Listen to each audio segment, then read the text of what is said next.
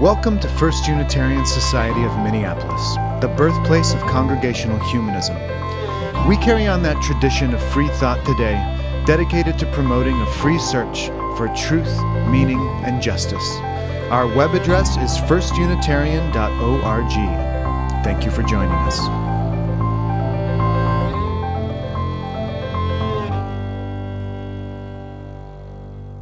I am inviting you to reflect on safe spaces today.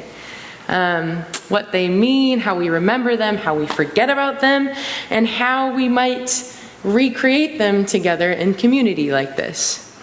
This is often a deeply personal journey, but it's also essential to how we care for ourselves, how we care for one another.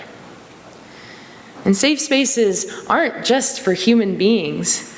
Remembering them can take root in ecological contexts too, whether you're a person or a squirrel or even a mushroom. So bear with me. Let's think back to our meditation, the first one, when I had you guys bring to mind a safe space. What was it like for your body to live in that memory? Did your mind recall every single detail? Who here remembers every single detail of the safe space they were thinking of? Every single one? Who here thinks that they remember the most details about their safe space out of everybody in the room? All right, we have a lot of humble folks here. Who here may have forgotten some of the details? I'm hoping for a good deal of hand raises here. Okay, thank you for being honest with yourselves and helping me make a point here that in recalling a memory of your safe space, you may be wondering to yourself in that meditation, what exactly was that squirrel doing next to that tree I was sitting up against in that park that I think was called Great River Falls, or maybe it was called Glendalough State Park, or was it even a squirrel, or was it a cat, or did it even happen, or who was there with me? How much am I making this up? Of course, it's ridiculous to try and remember every detail, even the details of our most cherished memories. Of course we don't remember every detail. Remembering every detail is both impossible and maybe even not that important. And unexpectedly, as memory starts to blur, as those vivid images of safe spaces fade into these vignettes and shift over time, sometimes they become even more cherished, even more precious. It's kind of weird how that happens.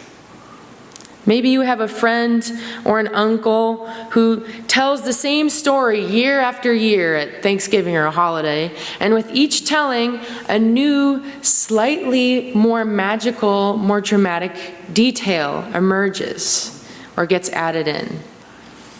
That kind of nostalgic distortion, it's not just charming, it's not just accidental, it's actually rooted in our biology, which I'm going to dive into later in this reflection. But for now, what I want you to hold on to is this.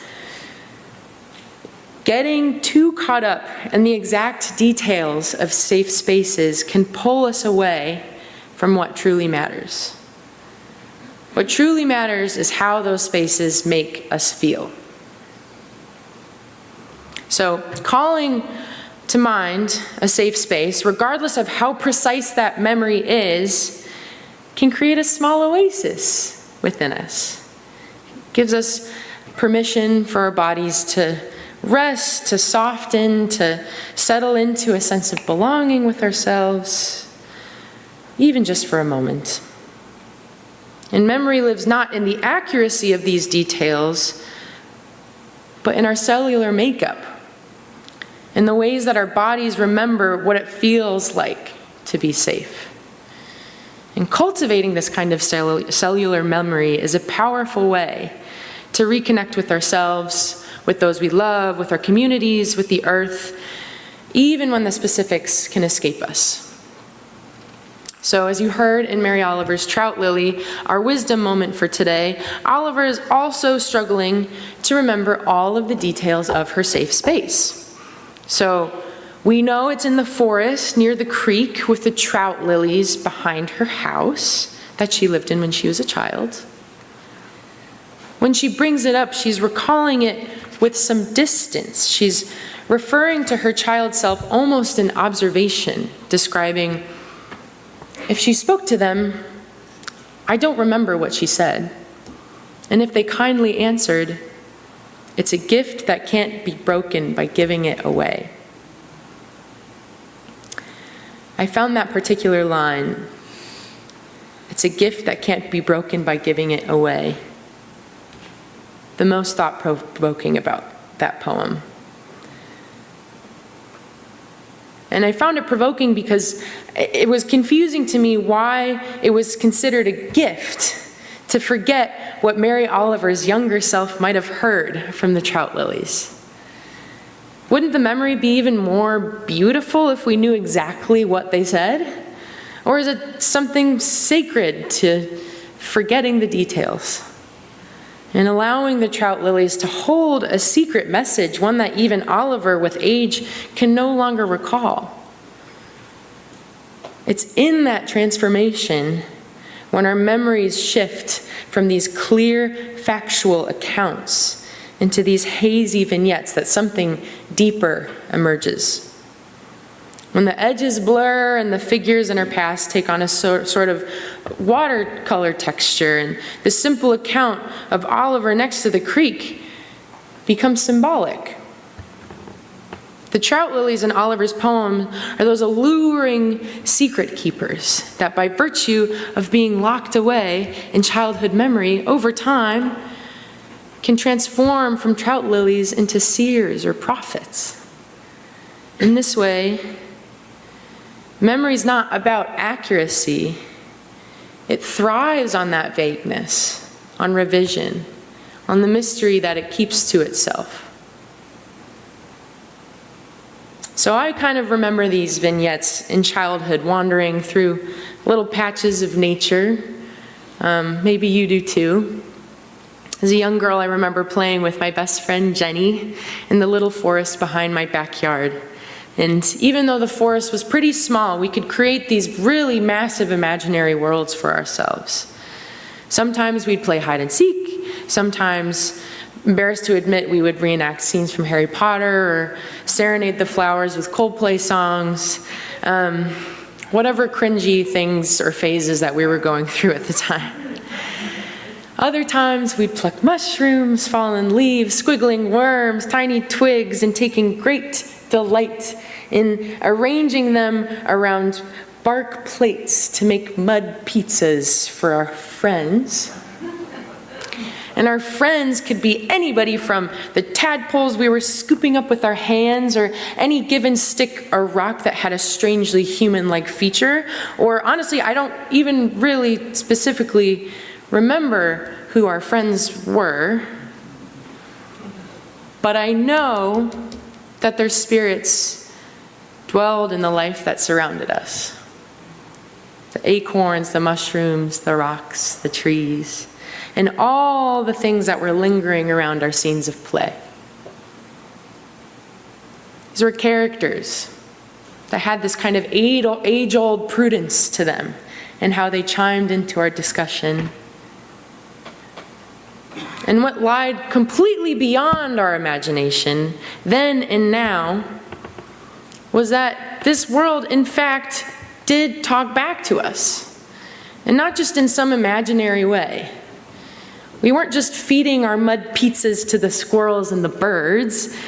This mud pizza that we made was fated to also be feasted on by tiny bugs, and even tinier fungi, and even tinier microorganisms that digest and process flesh of decaying bark and rock. Now, obviously, mud pizza tastes really, really bad, and it's medically not edible to humans, and I don't recommend eating dirt or worms. But boy, I really relish in these memories with Jenny. I almost enjoy these memories as if I'm recalling eating real pizza. And it wouldn't matter if I recalled every detail of that pizza edible or not, because even if I could, I wouldn't even know half the creatures who were present for said feast. It doesn't matter.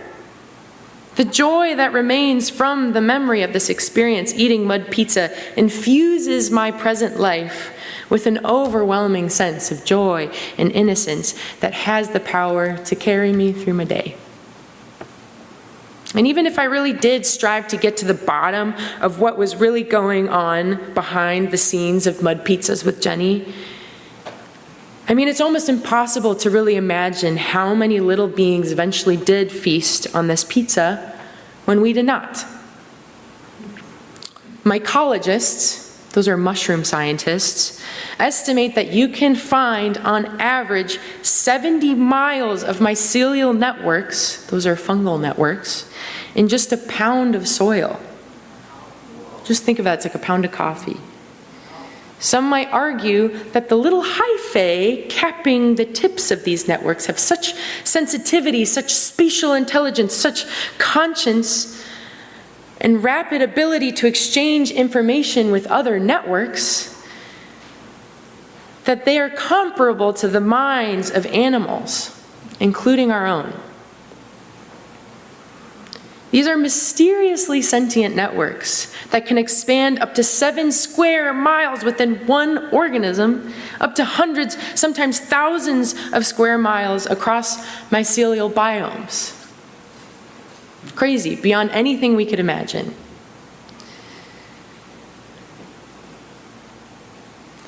And imagining the intelligence and the ubiquity of fungi almost feels as impossible as that task I asked you to do in the first place, is accurately piecing together memories of our childhood. Fungi are regenerators, recyclers, networkers that stitch our worlds together, but our memories do that too. Memories are safe spaces. They're providing whole networks of information in our minds that restore us and form the fabric of our worlds, even if they're still beyond our comprehension. Memories of playing outside as a kid are etched into our mind by feelings of soil under our nails, or the razor bite and the scraping of knees. These are the kinds of memories that get increasingly difficult to come by when that sterile adulthood creeps in.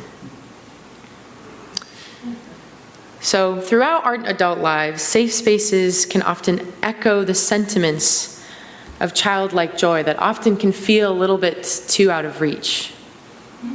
These are childhood memories that are slipping into those parables, but they can be preserved flawlessly in our bodies, even while being chiseled and eroded over time.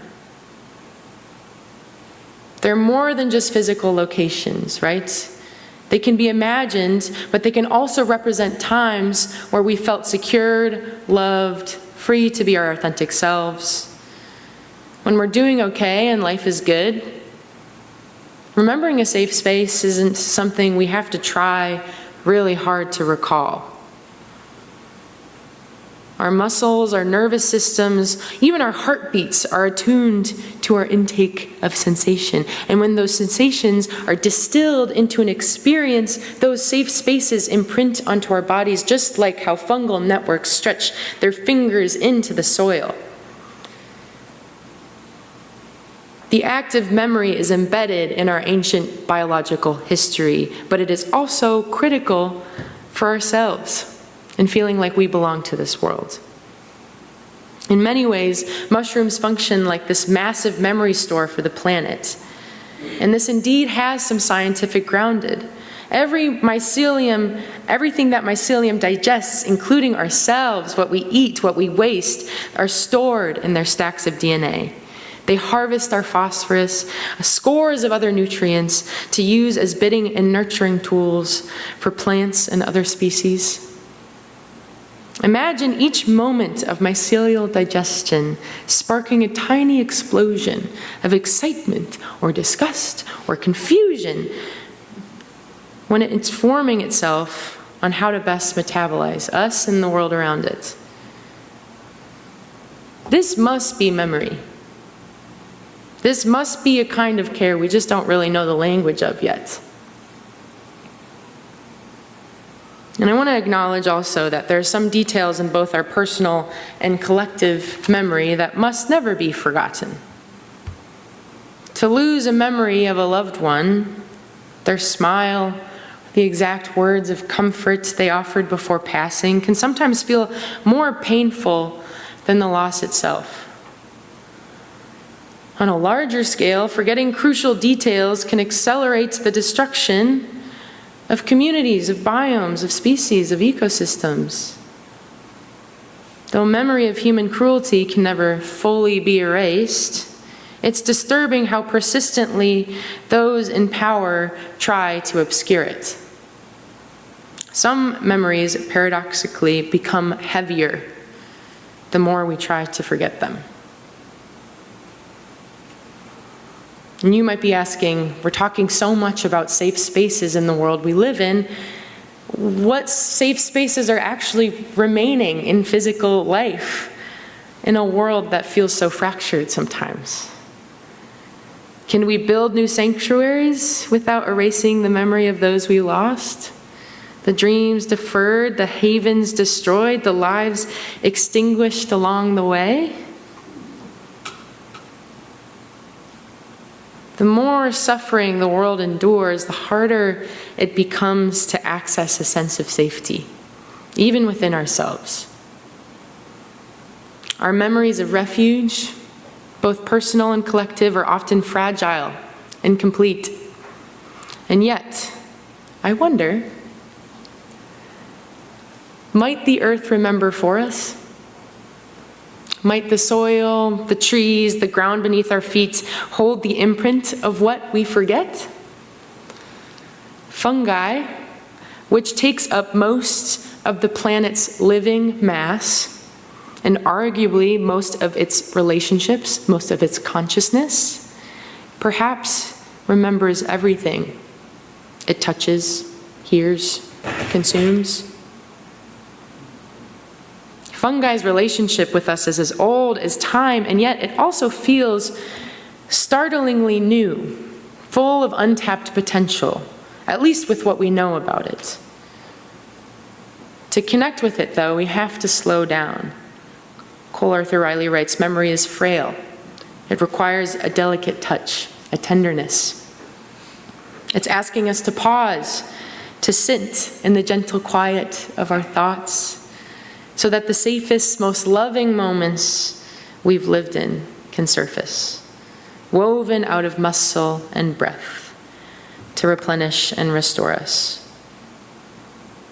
To nurture a tender relationship with our safest memories is to equip ourselves with the strength to face the darkest paths, the darkest parts of our histories, both personal and collective. In times of stress and uncertainty, we have the ability to root ourselves in those remembered spaces of safety, returning to them not just in thought, but in body, drawing from that deep well of peace that they can provide. The exact details don't really matter. We've acknowledged memory will fail us always, inevitably, but our bodies are the things that are going to hold what we cannot name. Within us are cellular networks, wisdom grown over millennia, that store memory in ways we may never fully understand. And when we allow ourselves to rest in those remembered sanctuaries, sometimes we can feel that vast, quiet presence. Perhaps what's most profound is not just that we're connected to them, but that they are just as deeply connected to us. So when I finish this reflection, I really truly hope you don't remember every word I've said. I do hope that you carry with you the warmth that may have arose in your body when I asked you to dive into your safe space today. I hope you remember that it exists not only in memory, but right here, right now. And that safe space exists with the millions of other safe spaces around the world, even when they feel impossibly far away.